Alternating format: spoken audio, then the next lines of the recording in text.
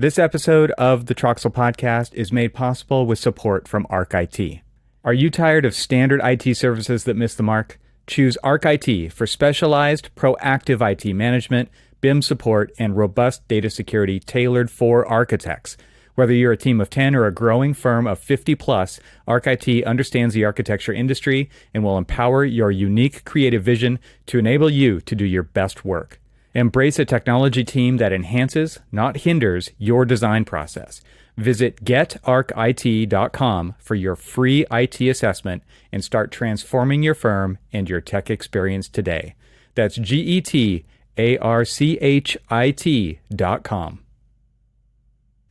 Welcome to the Troxel Podcast. I'm Evan Troxel. In this episode, I welcome Shane Berger back to the podcast.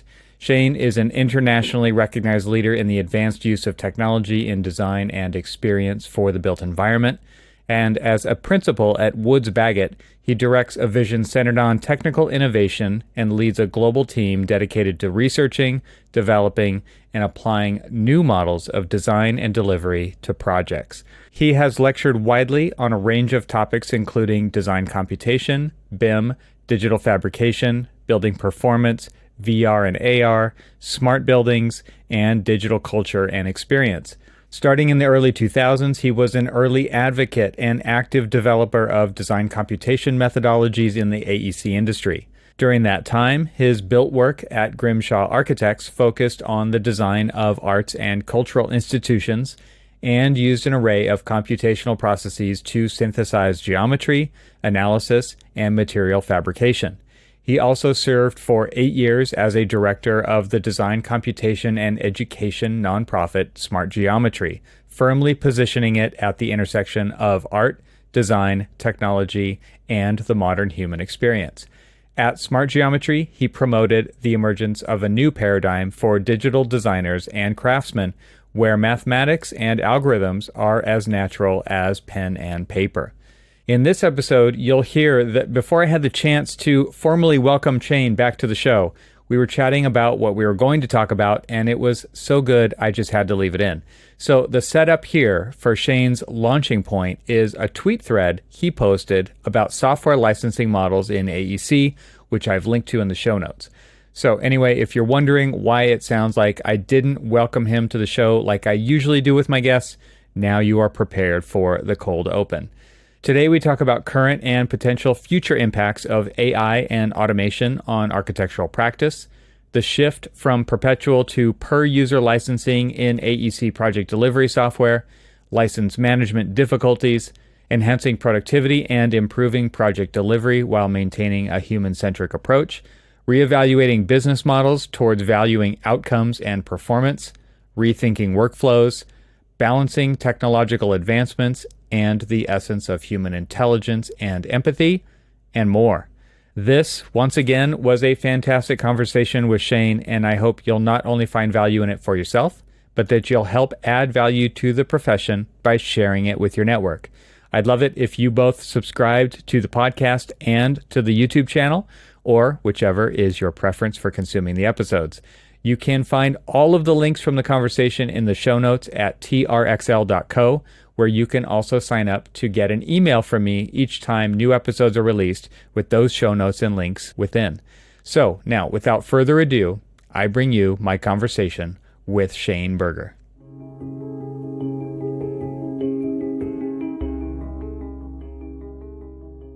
There's been more than one tweet thread I put out there related to some frustrations that I've had with how the software industry deals with users, deals with pricing and things like that. Mm-hmm.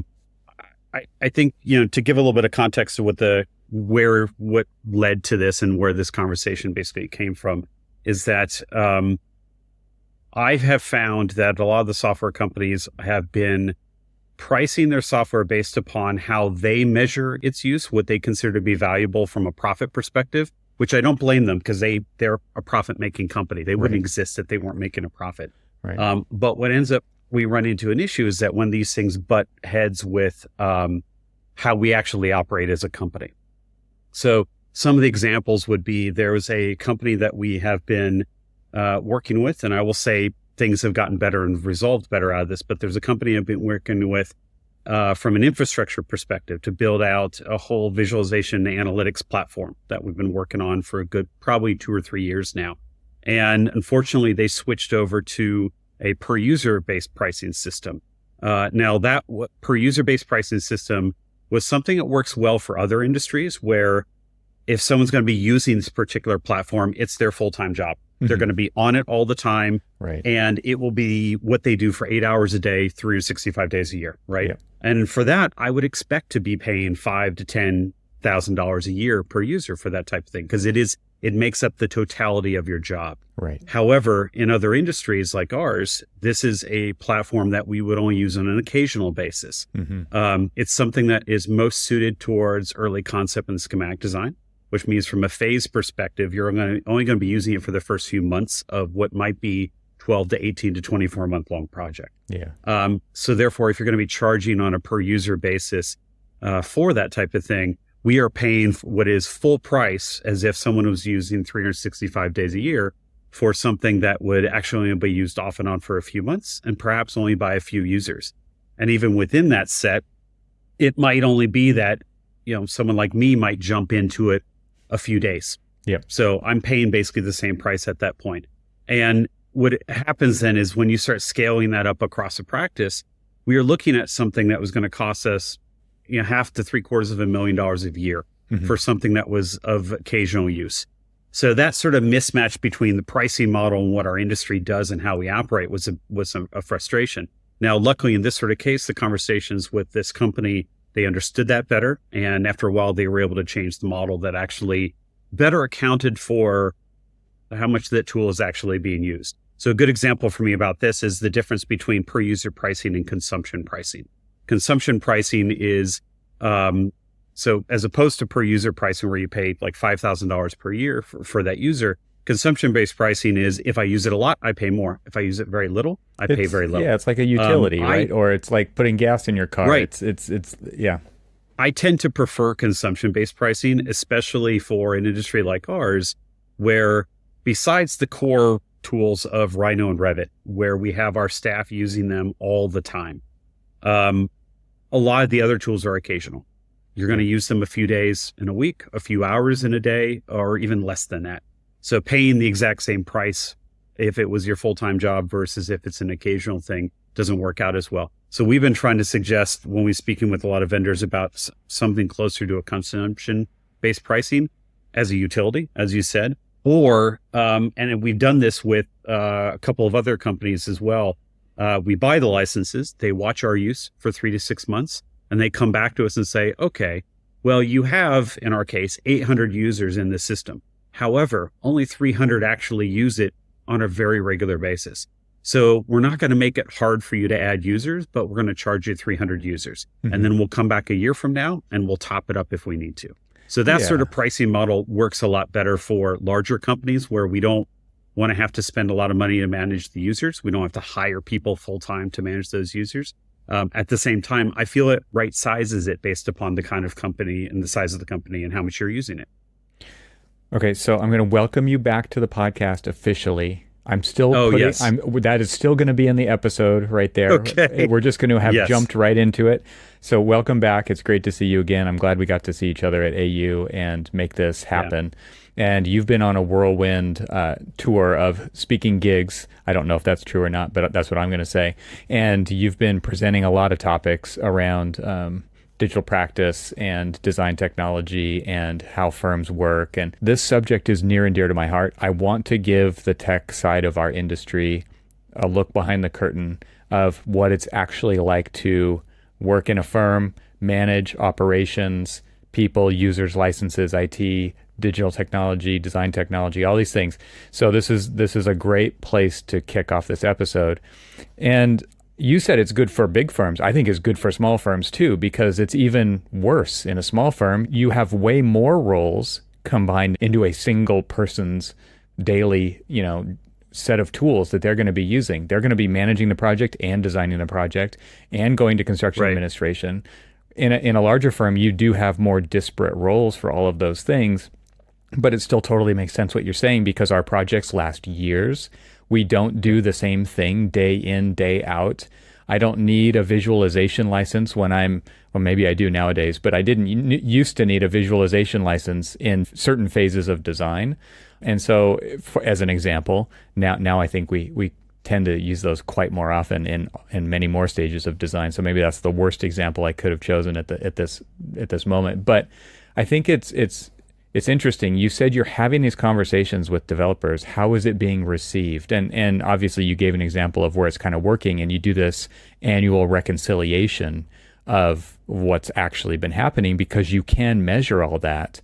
But how is it being received? Because the per user, the named user license model, we've seen some big companies move back to that, like SketchUp recently as an example, within the last few years, move back to that model. And it was kind of shocking to firms who were like, we might have a designer jump in and jump out of SketchUp for a small portion of a project, and then they don't need it for quite a while. And I don't want to pay for it the whole time. It's expensive.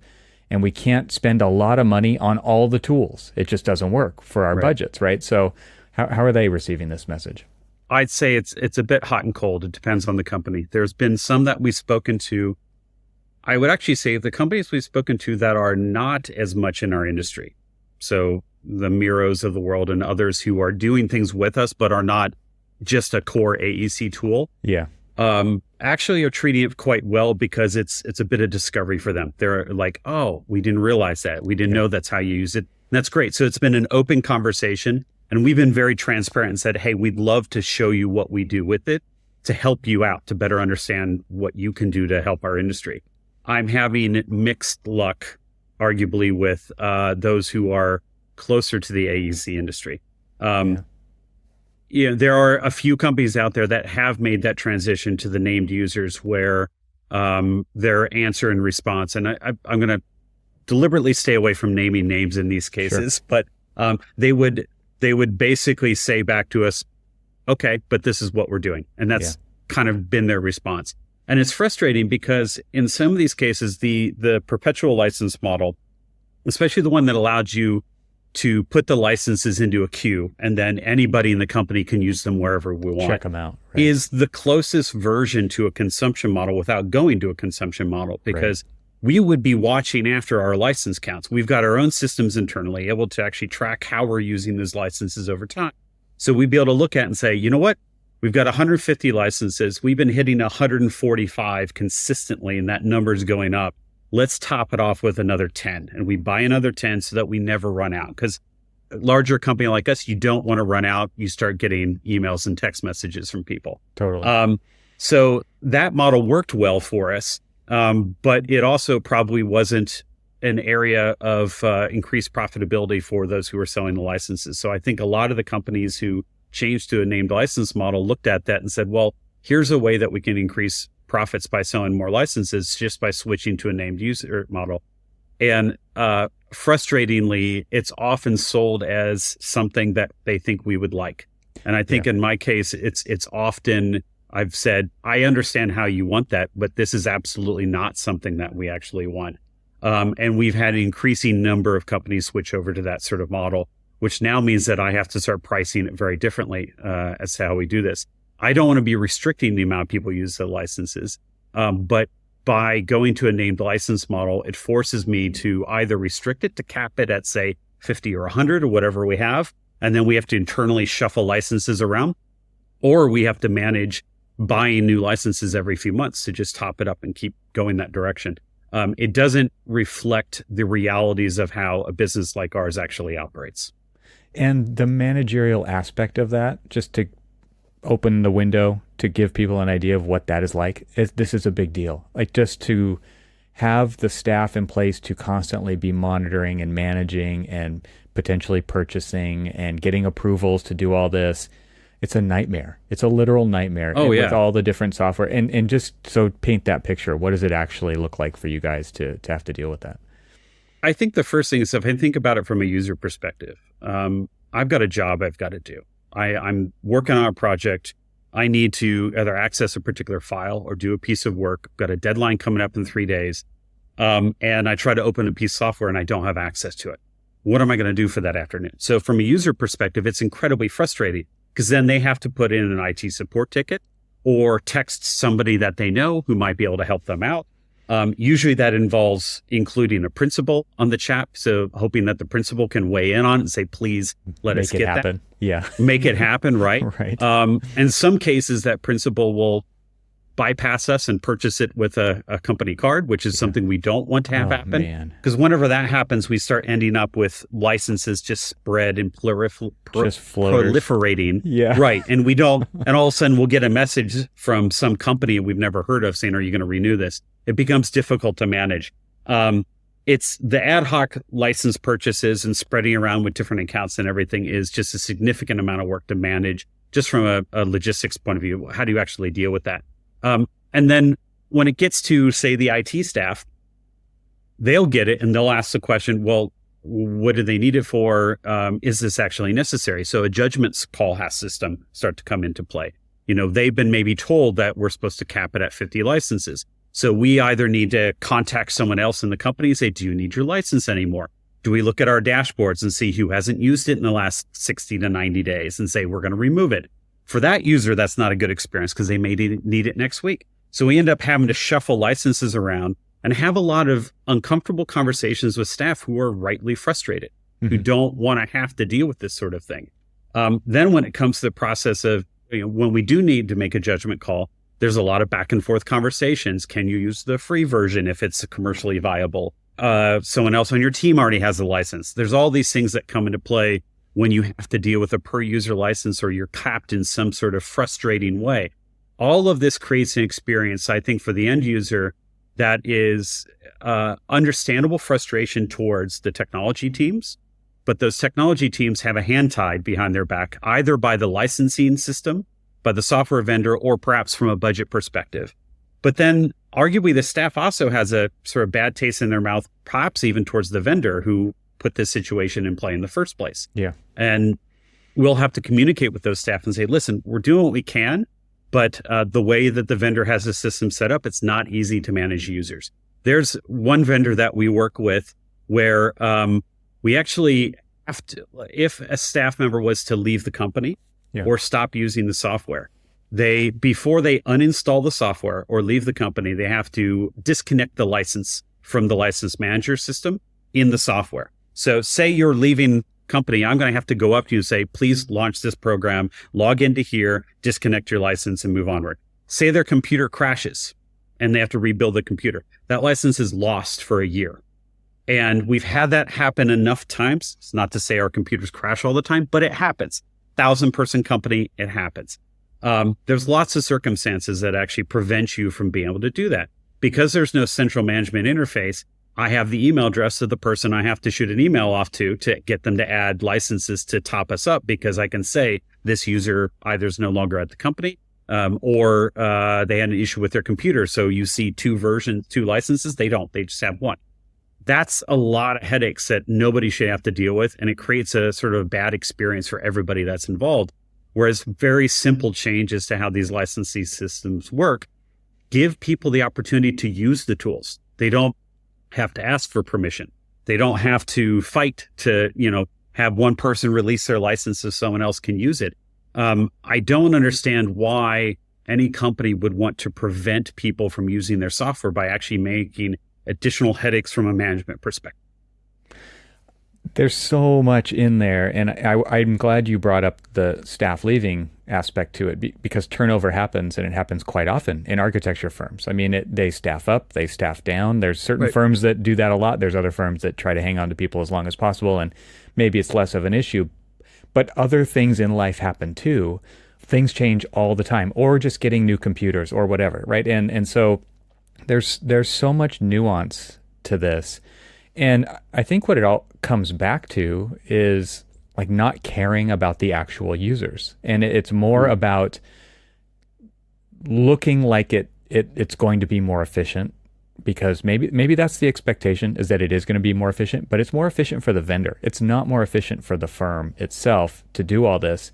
And who actually is monitoring email like a hawk all the time, because that's the expectation too, right? If I send in a support ticket that I need this thing right now, it's the expectation is I need this thing right now.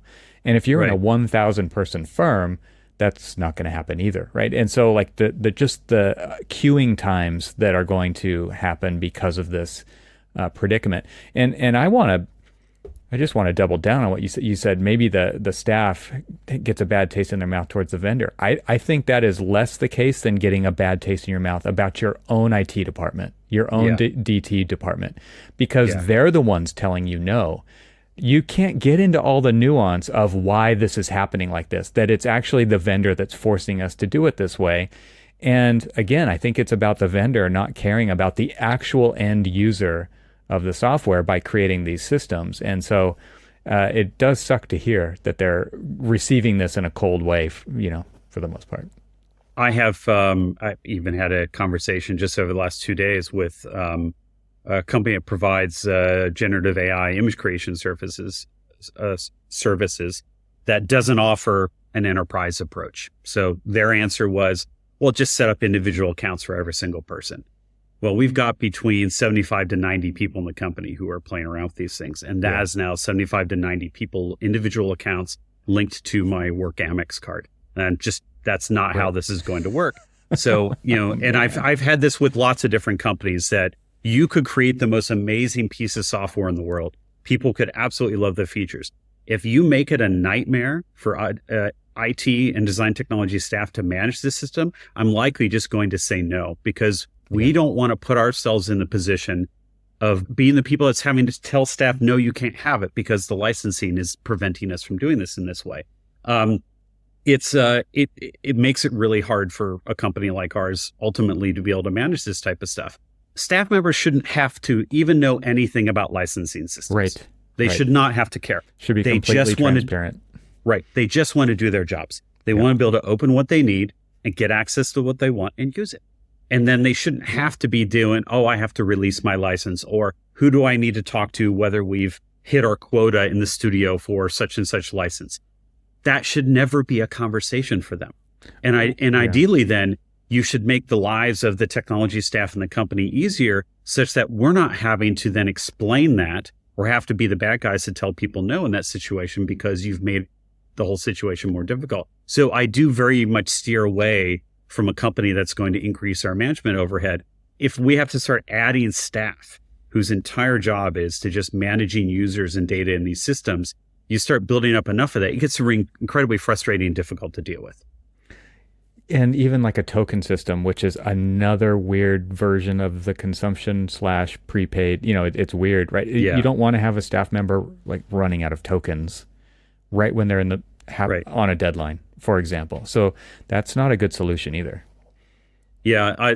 Tokens for a few cases is, buying them in advance and topping them up versus true consumption system is just, you're going to pay for it after you've actually used it. Right. I would say there's some difficult parts about consumption systems. It's harder to budget for them, but budgeting and restricting should not be the same thing. You don't budget in advance and then stop people from using things.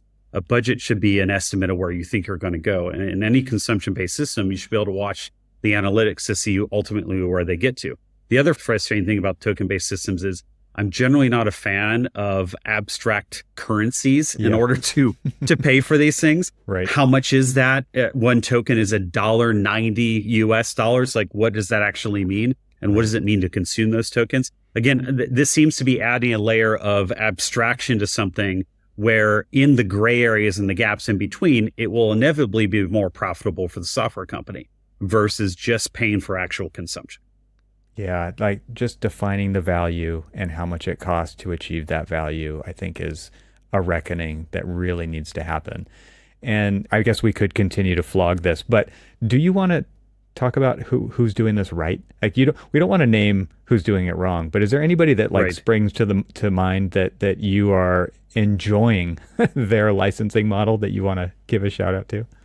Well, I have to give some real credit to what happened for us with Miro. And Miro was a case of where it started off on a per user basis. And it was going down the direction of the named user approach. But then what we were able to show them is, first of all, they gave us some room. They said, all right, we're going to do a quarterly update top-up agreement with you. You'll have a certain number of licenses. And every quarter, we're going to have a conversation to look at your use. And we won't restrict with how many users you have, but we're going to look at it. Ultimately, we end up signing a 3-year agreement with them based upon that sort of model, but it's a yearly kind of update. The thing I appreciate about them was they used the data to inform the decision. They looked at how we were actually using their tool, frequency at which people were using it, how they were using it, even down to the point of understanding the difference between what a viewer license was versus a creator license, someone who's actually making boards and editing them versus who's just looking at them. They had the back-end analytics to actually answer that question, to which they were like, oh, okay, yes, you do want to have all 1,000 people in. They listened to us when we said, we don't have to have one IT staff member sitting in there constantly adding and removing people all the time. And we did it for a few months to show them what the effort looked like and how it was kind of ridiculous that this was happening, even to the point of pointing out to them that even our CEO and some of our global design leadership were viewer staff, which weren't really counting as full licenses, but they were going to get pulled out of the cutoff because the frequency at which they did what was called, I think, a paid action or something. They were mostly viewers engaging in design reviews, not creating their own boards. So we explained to them, you're putting us in a scenario where arguably, if we follow our rules, our design leadership would not always be given full licenses. They understood what that meant, and they came back to us and said, all right, here's a pricing model that we're going to put together for you that is based upon how much you actually use the tools. So we're going to open it up. We'll use single sign-on, allow you to add all the users that you need into the system. But what you're going to pay for is people who are actively using it. And that ended up working out a lot better. I would say, though, that is likely a scenario that's only going to work for a large company because it does require a direct engagement with a sales representative to be part of reviewing a kind of a customer success manager sort of system. So that's something that I think you would definitely need. We would benefit from being a larger company to be able to negotiate that sort of relationship with them. I have been finding there's other companies out there that do similar types of models. And while we haven't done it yet, but our work with Atlassian, my team uses Jira, the IT team uses Jira as well. We have increasing numbers of people in our operations team using it. When we pass a certain threshold, they do the same type of thing. We haven't really passed that threshold, but the conversations have gone really well with that. There are other companies out there that I think do a relatively good job of it, even if I have some of my frustrations. I do fundamentally like Autodesk's model. It's a token-based system. However, it is a consumption-based system. And there are things I like about how they do it.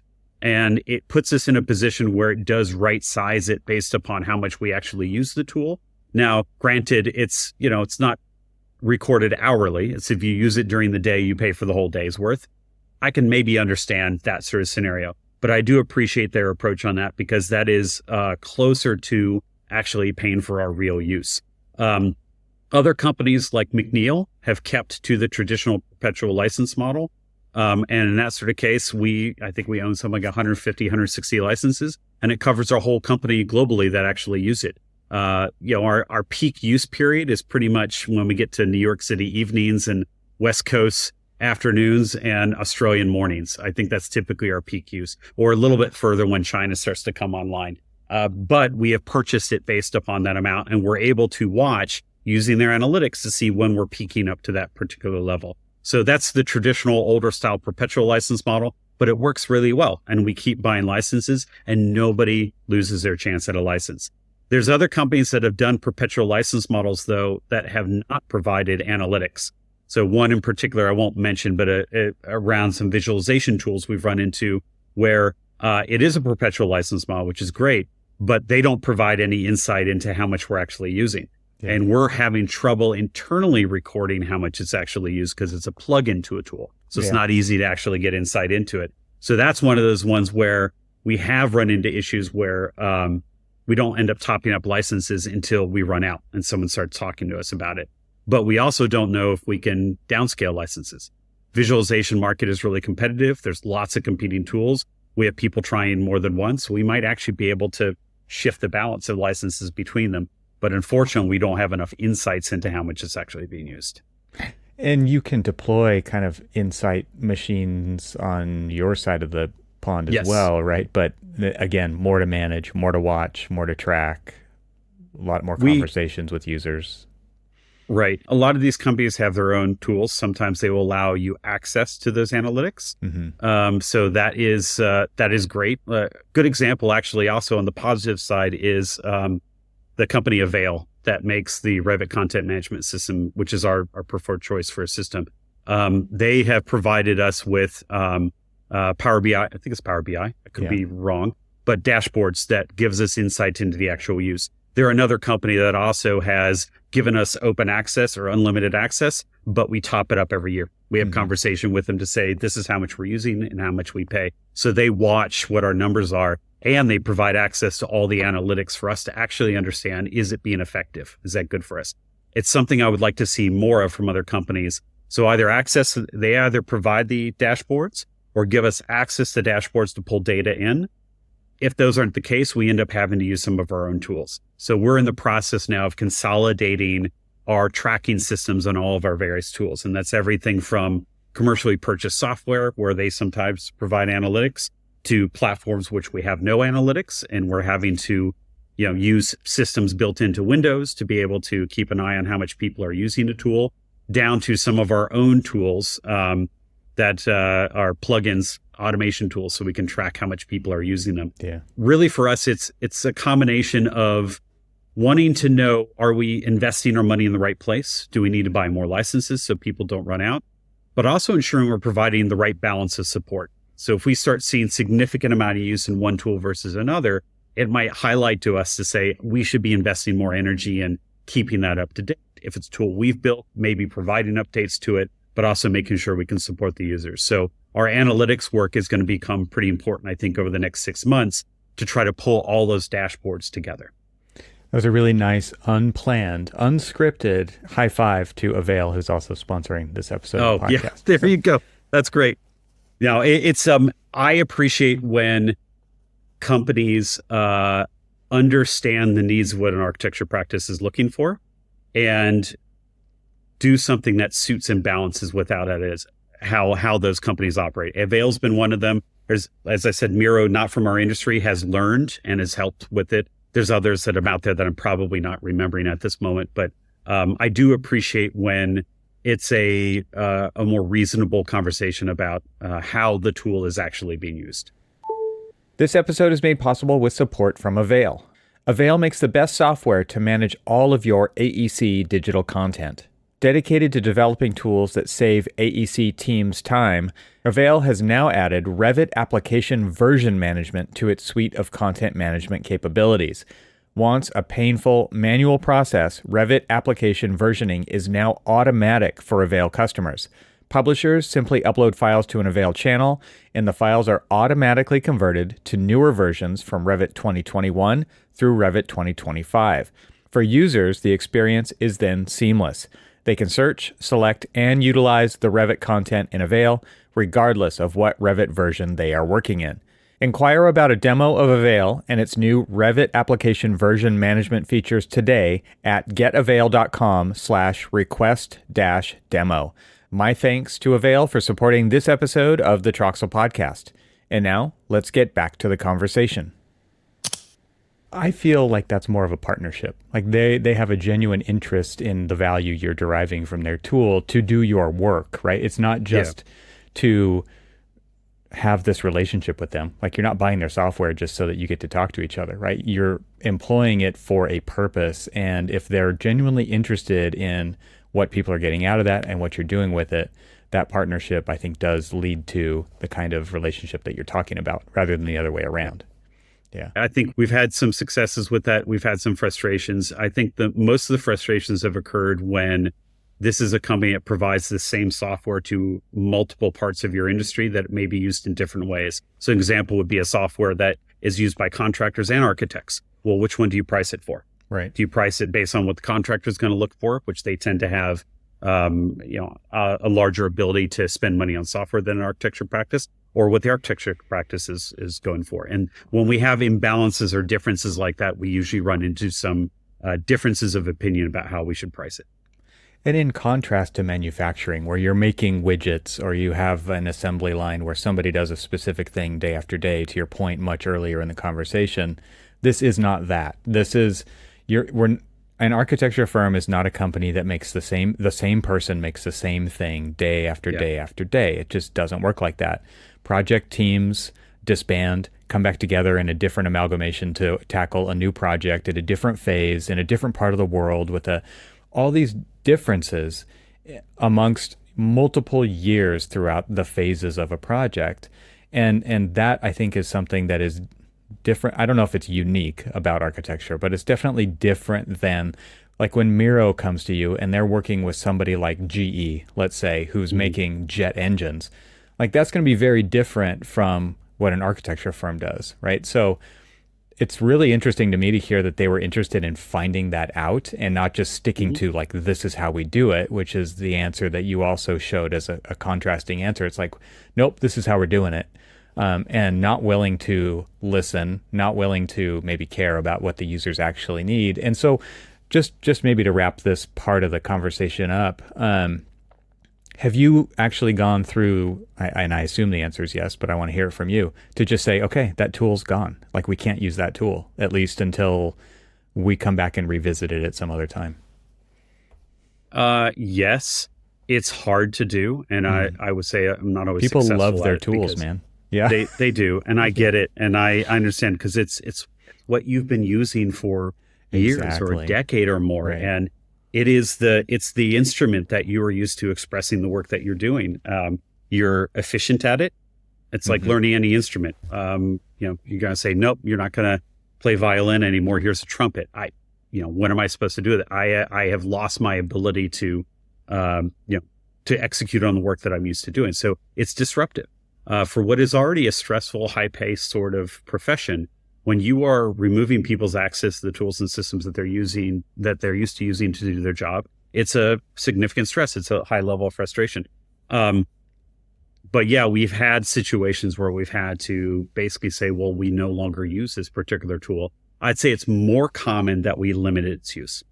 So, one of the modeling tools that we've limited use on is a case of where we have selected particular sectors or subsets or studios that have access to it because it may be necessary based on the market that they're working in. That particular region, it's the most common tool that people use to share models back and forth. So, okay, I get that. Or there's a particular set of features or workflows that are essential for this, and they need to use it quickly for this work. It's short turnarounds for a work, and it is the most effective one to do that. I get that. I understand it.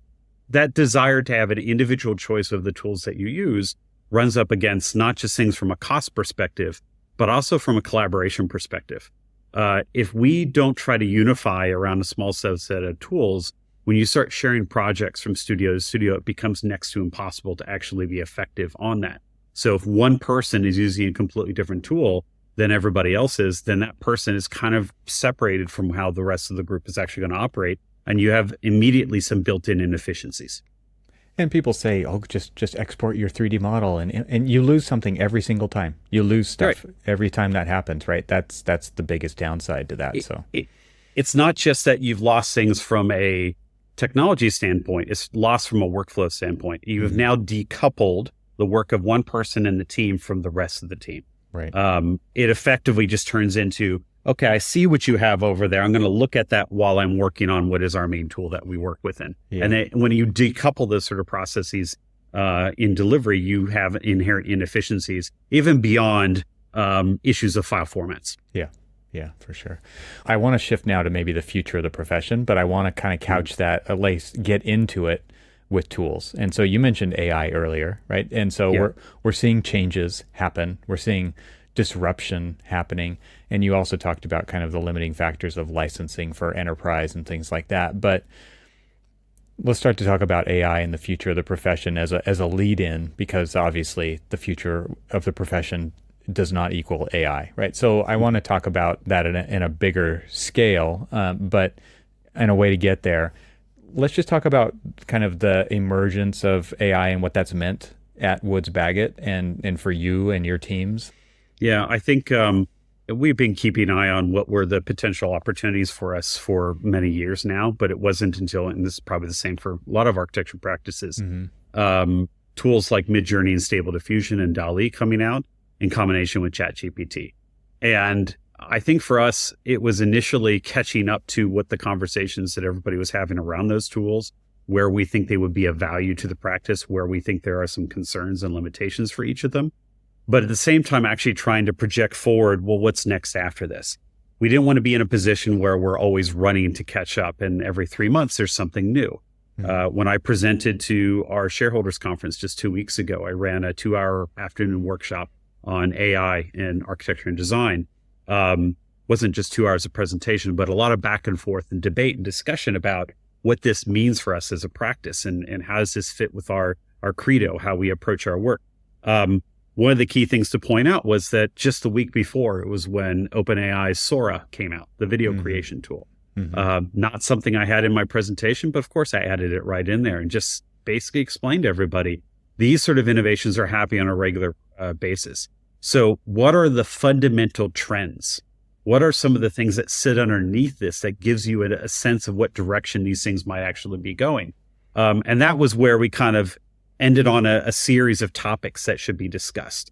And we should be considering how they affect our practice. One of the biggest and first ones is the fundamental change about how we access knowledge. And we started asking questions of we've got 150, 160 years of practice, 18 studios around the globe, multiple sectors, 1,000 people. What happens when you have access to that kind of information in a context relevant way to answer things that you need to know? What happens in those sort of scenarios? And that became beyond the excitement, I think, about the image creation, which we can talk about and get into. I got more interested into what it means to tap into and harness knowledge, not just within our practice, but within potentially the broader industry. I just want to I want to get in here because this is what we talked about in the last time that we had a conversation on the podcast. We were talking about second brain, Rome research, right? The interconnectedness potential of notes, like just talking about like, where do you take your notes? Where do you take your notes? How do you link between notes? Is there a way to get insight out of all the notes you've taken, right? And now you're talking about that at scale. You're talking about that in an organization. And it's it's the same conversation, but it's just at a way larger scale. And so I'm interested in hearing it from that side, but I'm also interested in hearing about like the pursuit of creativity as well, because I think that's kind of the existential crisis that we see going on in firms as well. Not only from like, where does creativity come from? Is it going to take our jobs? But also ethics, governance, things like that too. Right? There's a lot going on here in the whole AI sphere. But let's continue to go down the knowledge side of the graph, and I'm curious to hear what you guys have come up with. Yeah, so we have a set of documents in the company we call design intelligence documents. I may or may not have talked about them in the previous podcast. It's effectively an overview of all the major decisions around a project. It's a way that if you're a new member of the team or want to know about what happened on a previous project, you can go back, you'll say, well, this is the site, this is the client, this is what they asked for. Here's some of the early concept designs. This is how we got to where we were, the decisions that we made, the major concepts behind this. And one of the questions that I started asking when things like ChatGPT came out was, all right, well, they are large language models trained on the internet. So yes, they speak English and understand English, and they can work with us that way. What happens when we can train it on a particular subset of documents and ask questions of those documents? And this is something that I had seen others, a year or so ago come out and say, well, what happens when I feed my favorite book into a chat engine? And now I can basically have a conversation with the book, ask things about it, query it, and have it bring up information for me. So we thought, why not try this out?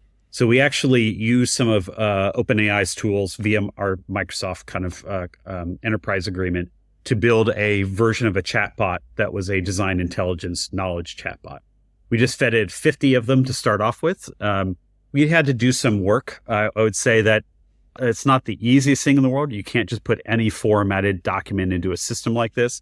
And I think we realized that sometimes our documents are more human readable than machine readable. So there's some differences with how it would be, good to put into these systems to deal with potential hallucinations. But we fed 50 into this, and we were able to ask questions like, tell me about any of the projects that have timber structures. What are common characteristics, or what were the core concepts behind them? And we started thinking about this to say, okay, well, if I'm wanting to know, if I'm guessing that someone within our practice or some project has encountered the problem that I'm encountering on my project right now, what's the best way for me to find that information? A standard search will pick up topic names, maybe even headings of particular chapters, but not really dig into the insights that are within these documents. It also won't be able to draw correlations between a concept in this project and a concept over here. And often we found that while we create these documents, we've got something like, 300 or 400 of these now, if not more. Usually it's just principals and people who worked on the projects who actually are aware that they exist and not even knowing, however, unless they worked on it, the insights that sit within them. So for us, this became a potential rich opportunity for us to train up a knowledge bot that would be able to understand the history of our projects. And that could come in play in a few different places. One would be for business development. So if we're chasing after new work, we're having to answer to an RFP. Rather than just going to my standard 5 projects I know that had a strong sustainability story along with them, I now have access to all the projects that have that information, and I can query them and it will bring them up and perhaps even help me author content. Not always the best authoring of the content, but it's going to surface things and insights that I may not have gotten unless I had actually read all 300 to 400 of those and internalized all the knowledge within. It might help during project design, during concepts, putting in queries, asking questions of this. It might even help in later phases, especially when we're getting down into some material selections and later decisions, what projects have used this material. So we then started to extend this to say, well, how about not just design intelligence documents? What about some of our technical guidance material, best practices for Revit, our global standards, so that when you're in Revit, you've got a little chat bot, you can ask it a question. Maybe it's the second coming of Microsoft Clippy, I don't know, but it's some version of that, right? And then it went further to say, and this is where we haven't gotten here yet, but we started to talk about it. Why can't we be querying our library of BIM models in our system? Why can't we create something that's able to crawl through that and ask questions of all of our projects and be able to bring certain project metrics out or different things about the execution of that work? So this is where we saw the very beginnings of saying, all right, we've seen some companies teach or train a ChatGPT like system on a particular subset of documents. There's one, for example, in scientific journals. There's a few. Upcodes has done this, obviously, for code review in North America. What can we do when we do that? And then what are the next logical steps? Well, it need not necessarily be documents. What if it's other kinds of information that we have? For example, model content. So that's one example where that initial insight led us down the path into multiple potential opportunities for creating, basically surfacing context relevant knowledge about our work. This episode is made possible with support from AVAIL. Along with their newly released Revit Application Version Management, AEC software company AVAIL has added another powerful new workflow feature called Palettes to its suite of content management capabilities. Palettes are user-customized lists of content in AVAIL and can function as a favorites list, as starter content for a specific project, or to drive workflows such as redlining construction details. Customers administrators can add palettes to their accounts through the AVAIL Manage portal page today. Interested in seeing palettes in action first? Request a demo at getavail.com/request-demo. AVAIL helps AECO firms better manage, organize, and navigate information faster. My thanks to AVAIL for supporting this episode of the Troxel Podcast. And now let's return to the conversation. I think that's what's so interesting about it is like once you start going in a direction, light bulbs start turning on. You're like, oh, what if we try this? And I find like really surprising results when I try something. Like I'll feed it images and just say, transcribe these. I didn't know if it could do that or not, right? But it can, it turns out. And or I'll just feed it a web page that I did and I said, pull all the names because I have pictures. Like when we were at AU, we took a picture. I put it's Evan and Shane. Here's a link to our previous episode. And I just grabbed that whole page and I said, just make me a list of all the names on this page. I didn't tell it what format those names are in. And it just made a list. And I'm surprised by that because like that would have taken me a lot of copying and pasting and a lot of time to do. But with a simple prompt, it's just like pull all the names out. Boom, there they are.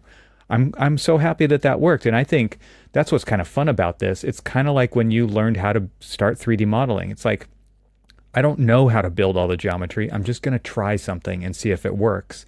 And if it works, it's great. And if it doesn't, okay, I'll try something else. It's a lot like building a piece of code or something, right? You're just constantly trying things, and just being curious about it, I think, is one of the best positions to be in, because then it's really non-committal, right? You don't have to worry about it performing explicitly so that you get the outcome you're looking for. But of course, that will happen over time because you will actually get good at it. I think we're in a spot where the technology is quite advanced and can get super detailed in certain areas, but we haven't really looked at what the broader potentialities across our practice is. It's very easy to look right in front of you and say, well, yes, we want to have a chat bot that looks at our projects. And yes, we want to be able to do lots of image creation. And at some point, maybe it'll become model creation. I can see those sorts of things. But the issue with this is that this is, I was about to say immature. I mean, it's been talked about since the late 50s. So, it's not immature. But it is early days, right? It's early days for these types of things. Yeah. I think every practice needs to be in a position of experimentation. And I think they need to be in a spot where that experimentation is happening broadly across the practice. One of the things that we've discussed within our company is to have a group of people, sort of a catalyst for conversations about AI and the broad potential application on their projects. But then that group is supported by those who can take a deep dive from a technology and implementation perspective. So if someone sees an opportunity with a client to say, all right, well, we have a bunch of data from the client about their workplace. We want to work with that information to then drive some auto layout features. Okay, they have the idea, they have the potential application on our project, but they don't necessarily have the technology muscle or the infrastructure or systems to then really take a deep dive to implement that system. So what I think we need to be doing as an industry is allowing that experimentation, especially at the face of projects, but then giving significant muscle and support behind those people. They themselves shouldn't be off alone doing this, but there should be people who are then back within the kind of core of the company who are looking at these opportunities, some software developers within that group who are building out these systems and supporting them, maybe data scientists or data analysts, some combination of this group, who then also looks at what that person's doing and that person and says, well, her work over there actually has an interesting overtone to the work that he's doing over there. Yeah. So here's something now, some commonality. And now this suggests we should be building systems that connect these together. We're in a spot with AI where if you're just looking for the solutions that are right in front of your face, by the time you implement them, the industry would have already gone 3 or 4 iterations down the road. Yeah. Right. So you need to be in a spot where, yes, you are doing those. That's just to keep up with the Joneses. I think you also need to have some experimentation within your practice to be asking the big questions. How is this relevant for us? It's not just about automating things. It's not just going to speed things up, but where does it provide increased value to your practice? And not just in a generic way to architecture, interiors, or urban design in general, but specifically how you do your work. How does this fit to how you work? So there needs to be conversations at a technical implementation standpoint, but also from a strategic and vision standpoint. What does this mean for my company based on all those experiments that I'm seeing out there? Yeah, and I think what's interesting about the tools that we're seeing is you mentioned Upcode, you mentioned your design intelligence chatbot, right? You've got these really specific tools, and that's how they work, right? That's exactly how they work. They're super specific, but now we're starting to see like this idea of an AI agent that then connects these APIs together so that this one can go talk to that one and bring information back, and it can talk to a third one, and they can all connect and kind of huddle and bring back information that pulls a little bit out of each one of them. And to do what you're talking about, like you basically described your AI team of what would be a firm's AI team.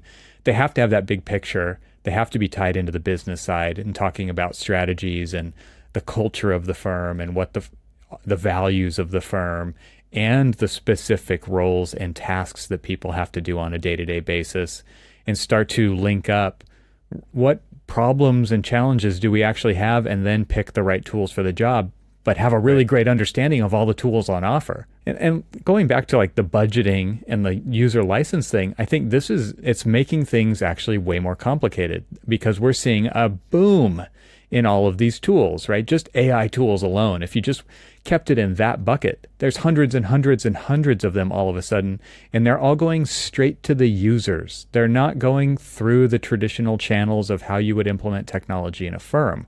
If I worked at a firm and they didn't offer access to OpenAI, like I would go get my own license of it so that I could play around with it.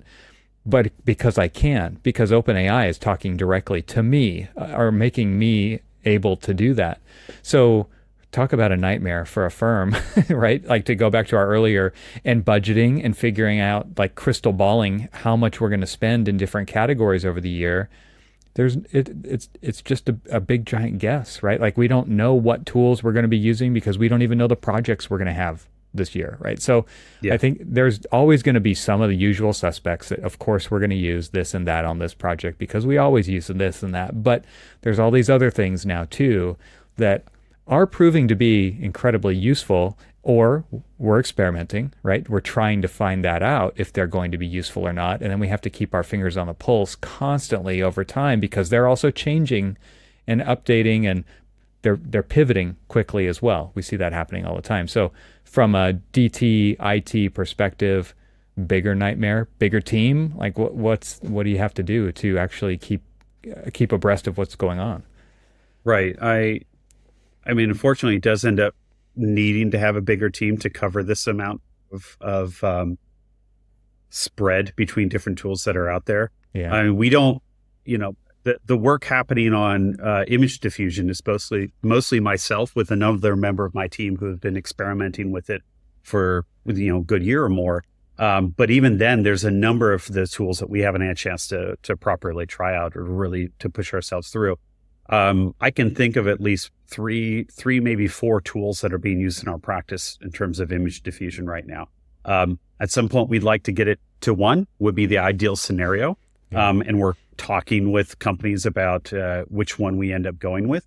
But there's strong preferences and experience with each of these. And every 2 months, another one comes out with a different model or new feature, and they leapfrog each other. And everybody rightly and understandably has preferences as to which one they like to work with. But as a company, we need to at some point settle on what is the primary tool that we're going to be using. When it comes to the chatbots, you add on top of this, and this is arguably still in the image section too, the concerns about intellectual property. They all have different rules about what information that you could submit to them that won't be training their model. Mm-hmm. I've appreciated that things like the chatbot, the copilots that Microsoft is releasing based upon ChatGPT-4 do have protections for a company like ours. If you have an enterprise agreement, things that you submit into it will not be going to train the model. So I do appreciate that sort of thing is happening. But a lot of this is going direct to the consumers, direct to the staff. They're experimenting with this at home. They've got the apps on their phone that they're popping in queries and stuff. Don't blame them. It's right in front of them. It's easy to use. Sometimes it's completely free.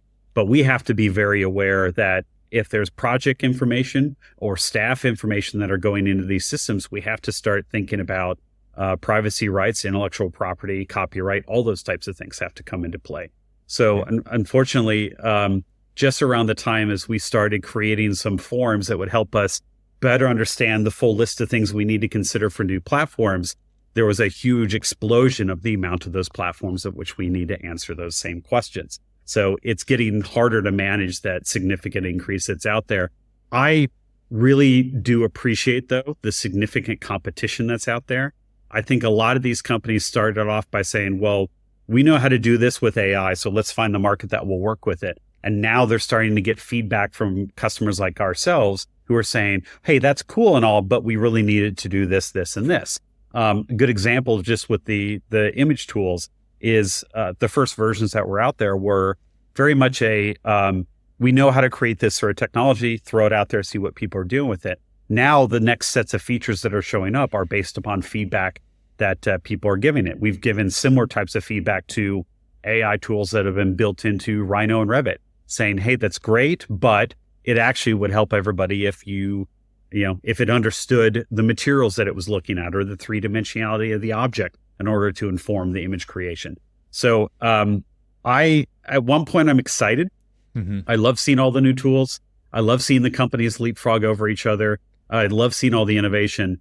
But then if I put my IT, management sort of hat back on my head again, I start getting scared of the amount of things that we have to cover at the same time. And again, we don't want to be in a spot where we're telling people no. But as a company that has clients with confidential information, and there's issues of intellectual property ownership, and there's costs associated with all of that, as well as buying licenses, we have to be on the conservative side. Yeah. There's a subject that I've been kind of knocking around in my head, which is unrelated. So we're going to take a turn here. But I'm curious what your feedback would be on it. Because, as we talk about the future of the profession, one of the things that we are mired in, and we're not alone, this seems to be everybody, is this idea of like pseudo productivity. It's very hard to measure productivity in architecture. And now we're talking about tools that we're encouraging people to play with from a creative sense, but also from an efficiency sense. We've seen tools come along in the past that have promised efficiency and productivity, but it really hasn't led to that, right? Like our main production pipeline has enabled us to put more into projects, but it hasn't really enabled us to spend less time doing that. But email, Slack, Teams, Zoom, that's what I'm talking about when I'm talking about pseudo productivity. And when we're talking about 1,000 people at a firm who spend a lot of time in email and in tracking and in conversations, and what's your general sense about how much time people spend doing that versus actually doing the job? Because what I kind of feel like a reckoning that needs to happen is actual valuable output of architecture. And that doesn't even necessarily mean creating drawings, right? That is a thing that we have to do to get the permits to build the building to satisfy the contract documents. And something that Clifton Harness said on a podcast a long time ago was like, if you want to really change architecture, change the OAC agreement, right? Like actually go to the root of where a lot of this is. And that's where the big fundamental changes. And I feel like we've been boiling the frog with email and it's like, okay, this is just the way that it is. But everybody is spending an unending amount of time being on call for anybody who dips into your inbox unwelcomed, right? It's never like the other way around. It's not like you invited them in. No, they just dumped something onto your to-do list for today. What's your sense? In a firm like yours, that big, I mean, it's just got to be an enormous, like you probably don't even want to know. But at the same time, like this is the stuff that people are actually doing every day. And you want to say we're architects, we're designing the world of the future, right? And at the same time, we're doing email and we're on Slack all day long. Yeah, I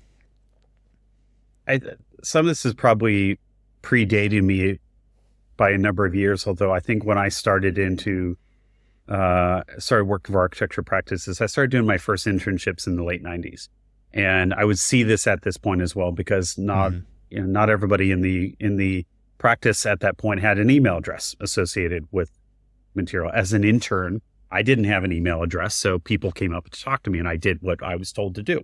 And as part of that, the teams were structured in a way, were more formally structured to have people who are kind of document and communication controllers. So they were basically holding back the floodgates of the information that was coming from clients and consultants, or they were in charge of communicating the material that was out there. Even when I started off at Grimshaw, my job as a job captain was I was primarily responsible for dealing with issuing the updated drawing sets for backgrounds to our consultants to work with, receiving their information, coordinating, making sure that was all set. No one else in the team got involved in that conversation. If there were particular flows of communication coming in, they had a particular person that they were associated with. At some point, it started turning into, why don't we just create a project number email address? Everything goes through that. Right. Well, then everybody has access to that. And then after a while, it becomes, no, just everybody gets all the emails. That's too much work to deal with the project control email. And this was back in the days when email was pop, right? And so it was like if one person logged into that email address, they were the only person going to download that email because it was going to get deleted off the server. We weren't even dealing with IMAP at that point. And so this is a case of where we had limitations with the technology, but they, in a way, weren't too far off from how we were kind of managing projects and controlling those projects. We now have project management systems. We use AConnects for a lot of our work. We use all sorts of things that the contractors bring to the table. But we haven't necessarily picked up, returned too much the idea of document control or particular flows of communication, because email made it effectively democratized access to communication and access to information. So then it meant, well, why don't I just go and ask the person that I know has the answer?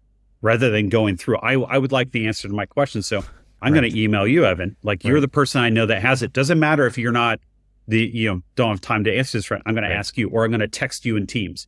Right. When we opened up the flood of communication to be as ubiquitous across the entire project team, we lost control of the moments at which we can keep ourselves separated from that. And you end up having this sort of constant multitasking where there's always communications happening about a project that's interrupting my workflow and what I'm doing. I tend to be a person that works with headphones on because I get easily distracted, and I cut out everything I possibly can because I'll shut off notifications. I'll shut off everything because it's too easy to just say, oh, there's a little drip feed of things that are going on. I think it's beyond just our profession. It's just made it very easy to be distracted about these things. The other thing about this, though, is that even when we attend meetings, especially post-pandemic, we're distracted. Not telling on anybody in particular, and I'm sure this is the case across every architecture practice, but when you walk through a studio and people are on video conferences with others, they have other programs that are up. They're doing drawing sets, they're doing other work. Totally. Only half their attention is in the meeting at that point. They're catching up other things because they're busy. They've been handed way too many things to do, and there's no separation between what how you communicate and when you work on these things. So it's a divided attention. So it's a constant issue about distractions in terms of communications, and these things have not provided greater value to the work that we've done. It's just made us a lot busier. I have mixed feelings about automation, about how we use automation and what the point of automation is. But ultimately, for me, the real point around automation is, I'll back up for a second, and hopefully this isn't necessarily changing topics, but automation for me, you could say it's the client that benefits from automation. Well, if that's the case, then the client should have to pay less money for your project because you were able to automate a third of your construction document set, so I'm going to pay you less money for that. Okay, that's not necessarily going to benefit us. If I go and say, okay, it should be the owners and shareholders that benefit from this. All right. Fine, that's possible, right? So we still charge the client the same amount of money, but we get increased profit from that side. The third option would be to say it's the staff who benefit from automation. And the reason why I focus on that is because ultimately, any tool that we use, I want it to create a better quality of experience, a better value of experience for the people sitting at their desks. If we can automate away something that was a mundane or repetitive tasks, and giving them agency to then choose what they do in replacement of that, whether it's investing in the project in a different way, or God forbid, going to home to have dinner with their family, right?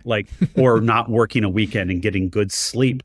All of those things significantly benefit their life and their project, their experience working for you, which is better for, talent retention. They then contribute better to the project. They're well rested. They've appreciated the work that they've done. They haven't had to sit there for 8 hours working on a door schedule, which they think is of low value to what they think they could provide to a project, which then means the project is higher quality, delivered more efficiently. So the shareholders of the company and the principals benefit from that. And ultimately the client benefits from it as well. So because they get a higher quality project or product out of that work. So for me, if I look at any selection of tool that we're purchasing, anything that promises greater efficiencies, better communication, speeding things up, automating things, or a tool that we built, the question I keep coming back to every single time is it creating a better quality experience for the staff who are actively working on the project? If it's not doing that, then it's less likely we're going to go that sort of direction. That's my measure is, will people actually, not just necessarily that they need to enjoy it, but will it give them more agency over their time and give them an ability to provide greater value to the work that they do in the studios. My fear is that, and I don't think that that is disconnected from the topic at all. I think it's right. It's right in there.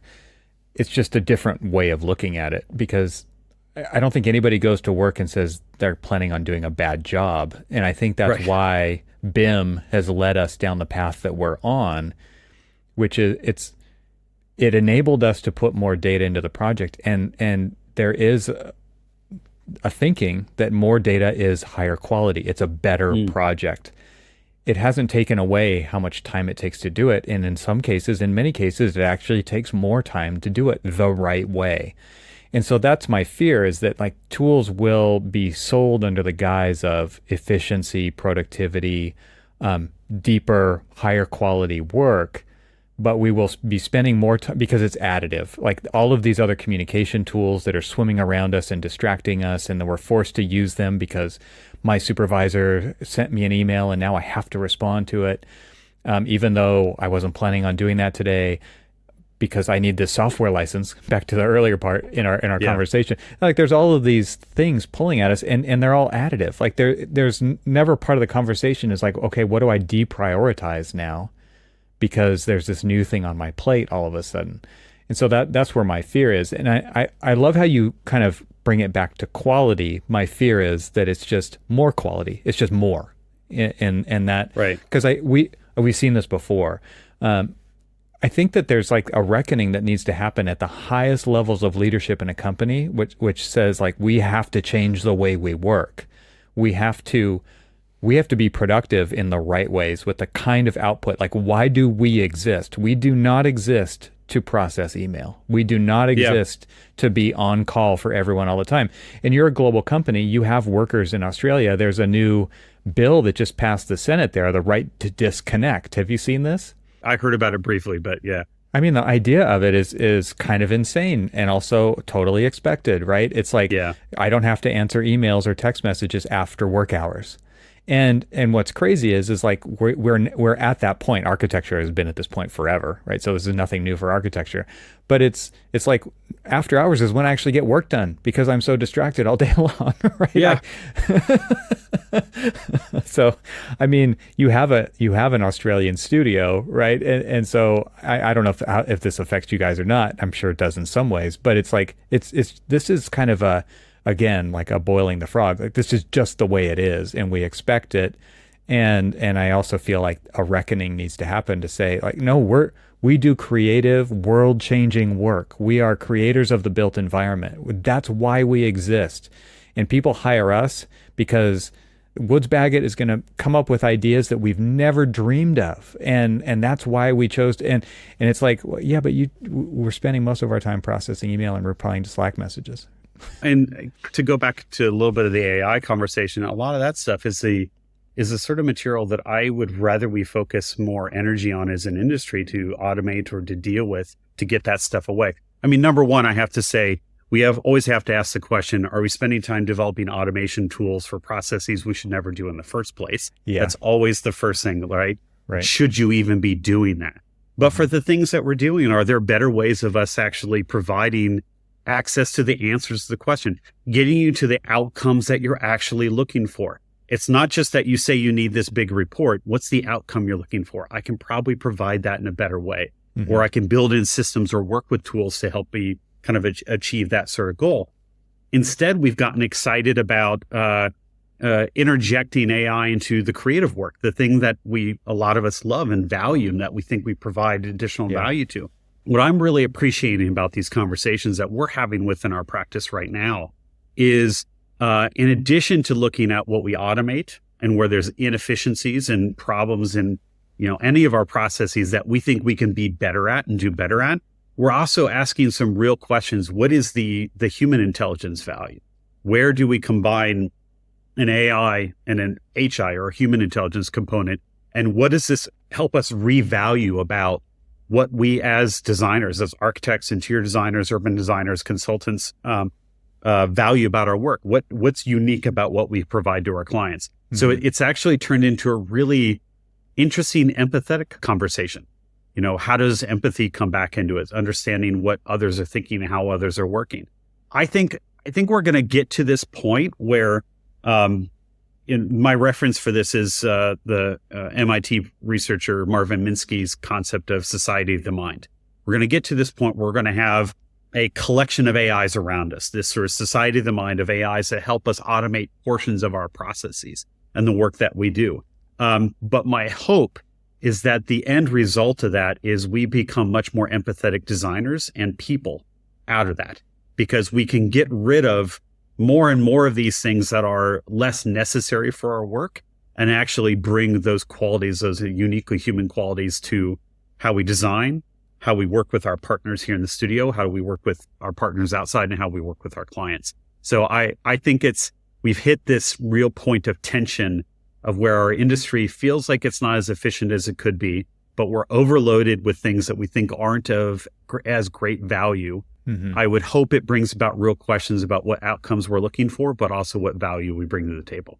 There's a lot there. And you talked earlier about kind of automating away, maybe potentially having to do less, but having a higher quality, more valuable experience as well as an output.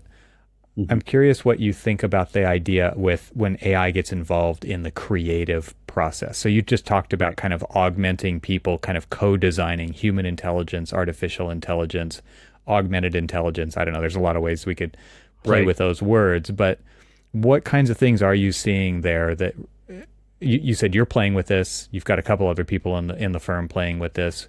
What potentials are you seeing here, and what potential impact do you see it having on the architectural profession?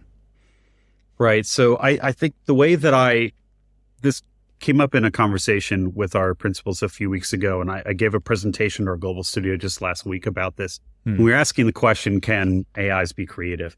And a lot of this came back to, I presented to the group, what is machine learning? How does it work? It's a statistical model. That effectively generative AI is just an upgraded version of autocomplete. That seems like I'm dismissing it, but that's an incredibly powerful concept. So it led to discussions about where it can make mistakes, things it can and cannot do. For example, it doesn't have a mental model of the world. It doesn't have a concept of mind, of how other people think. I know you as a human, so I look at you and I can make some assumptions about your method of judgment and your reasoning that gives me trust in what you're doing. And we can also speak a certain language with each other and understand that there's some similarities in the sort of backgrounds. But the things that we were looking at were, I talked about 3 different kinds of creativity. And I'm blanking on the author that this came from at the moment. I don't have my notes in front of me, but one was called combinatorial creativity. Another was exploratory creativity. And then there's transformational creativity. And combinatorial, actually, I'll hit the second one first. Exploratory creativity is taking the context of a single style and exploring all the potential opportunities that sit within it. And I've seen some examples of this out here when I looked at presentations, for example, by Patrick Schumacher for Zaha Hadid's office. They were showing how they fed in images of Zaha Hadid's work into DALL-E and explored all the potential opportunities that were sitting within that by giving just different descriptions. At one point, I can see how maybe that would yield some new and interesting ideas. However, I had to back up for a moment and think to myself, those are not Zaha Hadid projects. Those are professional photographs of Zaha Hadid projects. Yeah. You are not pulling out of them the sort of essences that are really possible with these types of things. It's not that you want to mimic a style. You actually, through looking at the work of other people, want to get your head into the thinking of the artist and architect that created it. And this system is not permitting you to do that. Right. It is stopping you at a certain point. So that really frustrated me to see that. So then I started to think, okay, well, hold on. There's other methods that are out there. And that's when I get into combinatorial creativity. So with combinatorial creativity, there might be ways at which I mash up 2 styles with each other. You see this all the time. I saw some great work from some architecture professors at university that were looking at skyscrapers and designs influenced by billowing fabric. And it was gorgeous. It was amazing. Yeah. And the ideas that started to pop up for you because it was combining something you knew maybe with something that you didn't know. Right. So it's opening up the wide array of possibilities. And in those sort of cases, we were also in our practice looking at the opportunities for narrative to influence. So we'd almost tell a story, or we describe an experience and see what images and things would come up. And it wouldn't be architecture, but it would be something evocative of a concept, something that got you excited and got you thinking. So never something you would show a client, except maybe if it was like a mood board. It's not architecture, it's a feeling, it's a mood. And there might be colors, textures, shapes, things that pop up that are representative of that mood that influence your thinking. So that was a spot where we had some level of excitement. But then we get to the third level of creativity, which is transformational creativity. And that is honestly where you take core concepts that might exist in other professions. It might be allegory. It might be meaning that's derived from particular historic contexts, things that are beyond what you can see just within an image, shapes and colors and textures and types of movement that have particular kinds of meaning combined with what we experience with our bodies. You know, our cognition is embodied cognition, so we have a different kind of experience. That is where transformational creativity comes into play, because you've got to take things from other disciplines that are abstract concepts and apply it to your work. That might be taken from music or dance. It might be taken from a scientific context or a historic event that happened on the site. That is where I've seen a lot more interesting innovations in architectures that get to that level of transformational creativity. Those are the things that move our cultural needle ahead, right? Culture is not stagnant. Language is not stagnant. Style is not stagnant. Those transformational moments really move things forward. We don't get that out of an AI system because it's based upon a particular two-dimensional representation of what we have seen in the past. So I think what we need to understand is that there are absolutely possibilities to explore ideas and extend our thinking and how we approach work, but we have to absolutely understand what those limitations are. The way that I've referred to it with our staff is treat it like it's a junior member of your team that comes from, didn't go to school with you, went to some other sort of school, has crazy whacked out ideas that they're throwing onto the table. And 1 out of every 50 is going to be worth looking at and considering. They're not realistic. They're not the answer, but they create a new space to explore. Yeah. They prompt your thinking. They get something happening. And that's of value, but it's not the answer. It's not a solution. It's a space to explore. I did an episode with Ben Guler from Evolve Lab, and they make the rendering application Verus, which is an AI rendering application for Rhino and Revit and Vectorworks and now Forma and ArchiCAD and SketchUp. So the idea that we talked about in there was that it's prompting us. And that's why I bring it up. It's like, it is a feedback loop, right? And so 1 out of 50 isn't bad when you're in the design exploration stage, because this is what designers do. Like, it's all a training model. We are constantly taking input from all over the place, filing it away. You don't know when you're going to use it.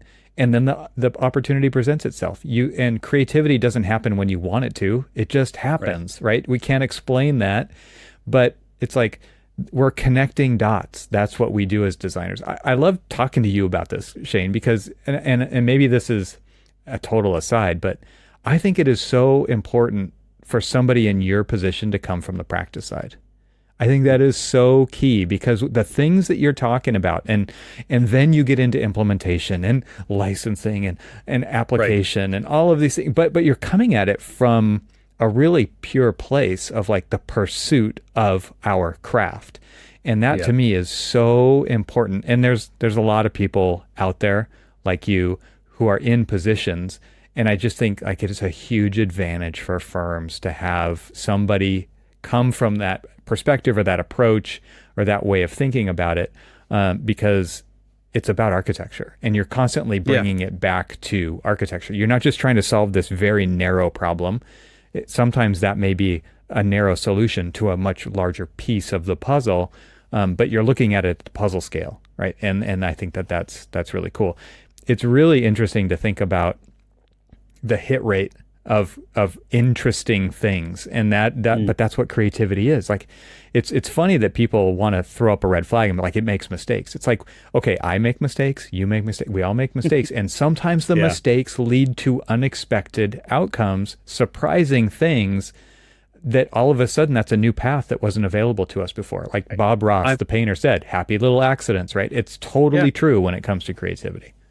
There's an aspect of cultural transformation that comes out of mistakes. So there was a debate that we had about 6 months ago, a playful debate that I was organized in as part of the World City Conference. And it was two teams pitted against each other around the role of the architect in urban design in a city. And one group, not necessarily that they actually agreed with this perspective, but 3 people were picked to be, yes, AI is going to replace the architect. I was on the no, AI isn't going to replace the architect side. And one of the arguments that we made was, because this presentation was in New York City, an AI would want to create a city that was hyper efficient, as pure and as clean and as simple as possible from scratch. But it would you just got to start over. Right. You can't make a New York City. Right. It would be completely devoid of culture. It wouldn't have any depth. It wouldn't have meaning. There are all sorts of happy accidents, to quote Bob Ross, that have happened in the urban planning of New York City. Now, granted, a lot weren't happy accidents. They were very angry accidents in terms of, bulldozing over portions of the Bronx and Brooklyn in disadvantaged neighborhoods. But there were other things that happened that were in the gaps, in the gray areas, in the mistakes, in the overlaps, in the oddities. It's in the movement from one neighborhood to another, encountering one cultural group butting up against another cultural group.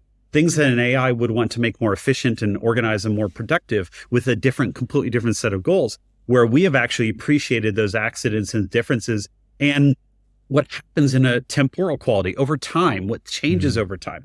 Those cultural changes are things that do happen in those gray spaces. And I think we as humans are very good at operating them.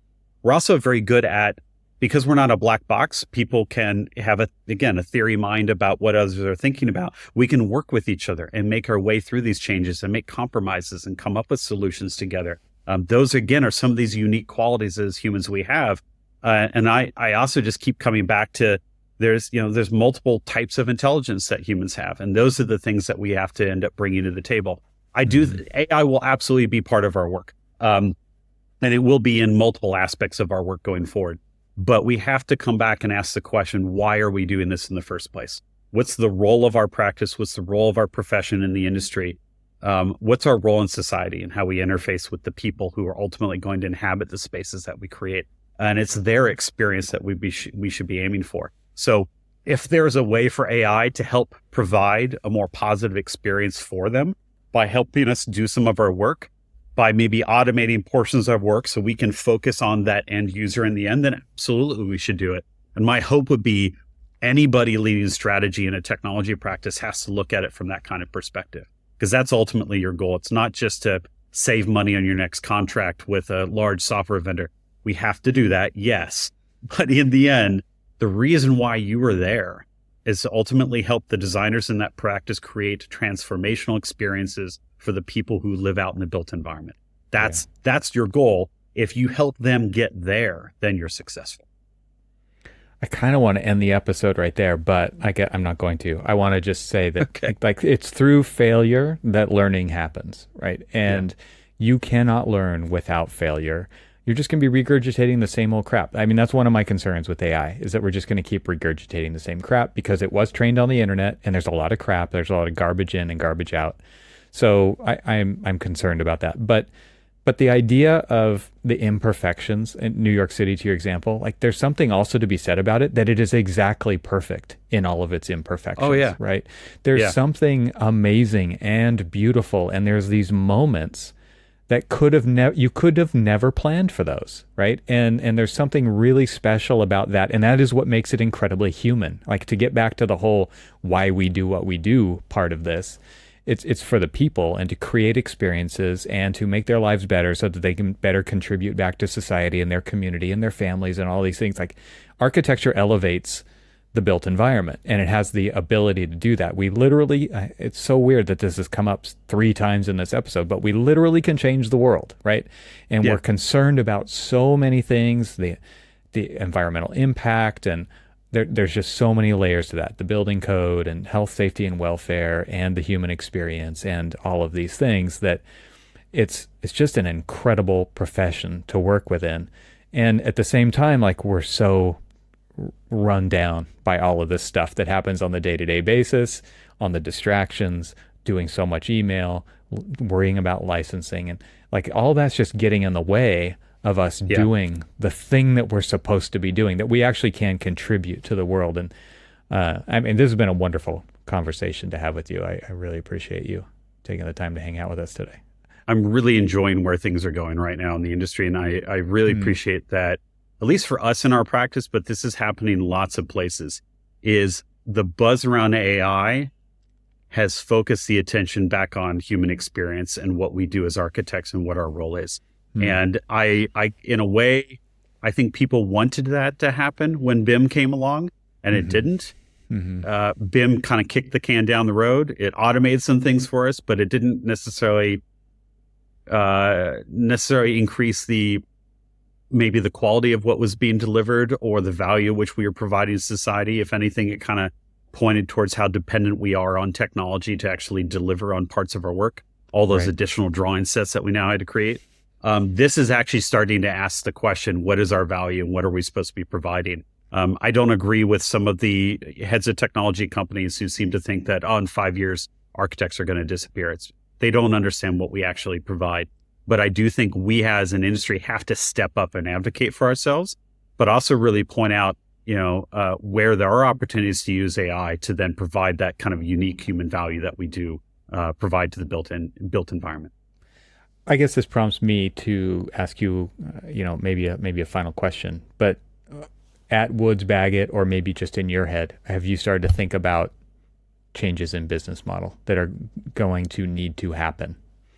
Yeah, I think a few things that have come up for us is we've been asking, okay, if it's no longer just fee for services, we're not just counting the amount of hours that we're doing for the work, and it's not going to be the model of, the fee for that project is, well, I know it's going to take this many drawing sets, so okay, that thick of a drawing set costs this amount of money, right? Those sort of models have to continue to disappear. It's not where our value is. They were an easy way for us to charge money.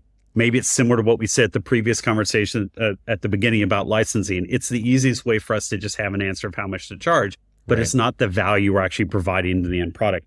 Some of the things that come up have more to do with building performance. So are there performance incentives? I know Phil Bernstein has talked about this, a handful of others. If your building performs 10 or 20% better than the metric, particular metrics that were agreed upon in advance with the client, is there an incentive for us that we, get more money associated out of that? Some of this comes down to then proving that through evidence-based design. So we've had increased amount of conversations about both environmental and building performance, but also social performance, getting into the social sciences and understanding how our spaces are performing and showing that value to clients. It has caused us to talk a lot more about what our value is and how we might be partnering with our clients to effectively get paid for what value we're actually bringing to them, their end product, where they want to have an amazing space for their employees or for the public or whatever it is.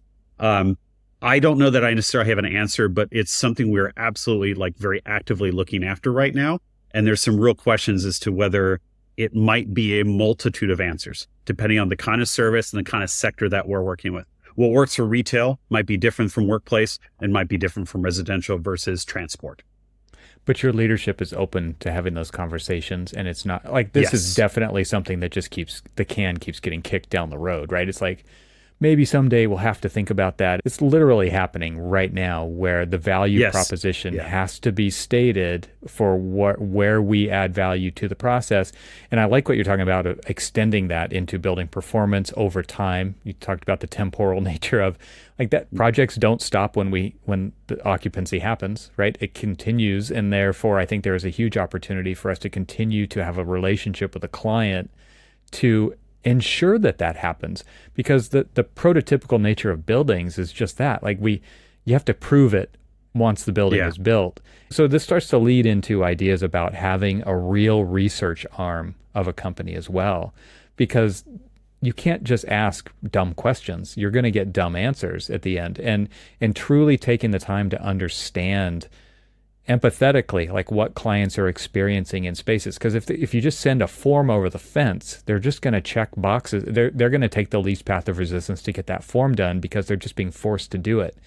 But actually sitting with those users, experiencing space, talking about operations, maintenance of facilities, all of these things that happen after occupancy is where now you're shifting the conversation to a later phase of service and relationship with clients potentially as well. We've had good luck with those conversations with a lot of repeat clients that we've done lots of work for. That's definitely happened in workplace and some of our retail work. But increasingly having those conversations with new clients coming in to say, we're not just there to build you one space. We'd like to have an ongoing relationship with you. And our goal is through things like post-occupancy analysis, through building and spatial simulation, all these things is to take critical insights and turn them into thoughtful outputs. So the answers that we're providing, the directions that we're providing are based upon data and our constant learning of our work as we go from project to project. Yeah.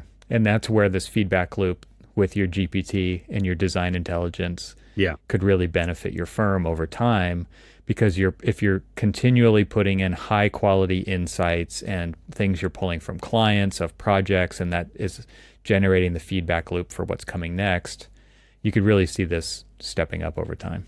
Absolutely. Yeah. Yeah. Well, again, Shane, thank you so much for taking the time. This has been a fantastic conversation. I'll put links to where everybody can follow you online in the show notes. And I appreciate it, man. This has been fun. Hey. Yeah, thank you so much. I appreciate you reaching out to me again. All right. Until next time. Thanks to our sponsors, and thanks to our members this week. Find out how you can become a member at trxl.co. And I'll talk to you again next week.